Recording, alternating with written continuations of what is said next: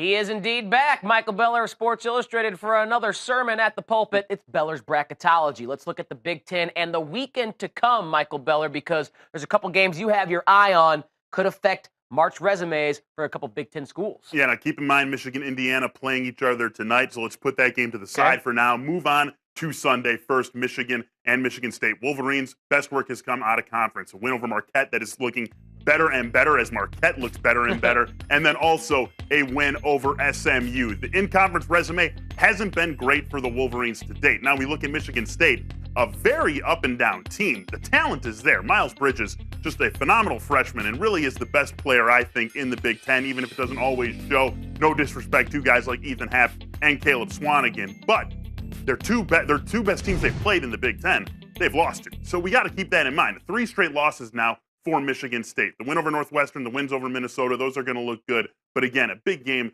for both of these teams that figure to be, even if they do get into the field, somewhere between 7 and 11 as a seed. Now for Indiana Northwestern, really a signpost game for both of these teams. You've got Wisconsin, you've got Purdue, you've got Maryland. Pretty safely the 3 best teams in the Big Ten, notwithstanding what our boy Tim Doyle likes to say about his Wildcats. Really after that, it's these 2 teams, and we can't be for sure which one is the better one just yet. Indiana, 2 great non-conference wins, of course. They beat Kansas, they beat North Carolina. How many teams would love to be able to say that? But it has been an uneven season in the Big Ten for the Hoosiers. They've won their last 3 games in a row. As for Northwestern, this is a team that is having a great season. Chris Collins obviously has this team pointed in the right direction. A couple of strong non-conference wins for them. Also beat Wake Forest and they beat Dayton. But who have they lost to in the Big Ten? Michigan State, Minnesota, the 2 best teams that they have played thus far. Now, Indiana rises up to that level. I think Indiana probably better than Michigan State, even with the injuries, and better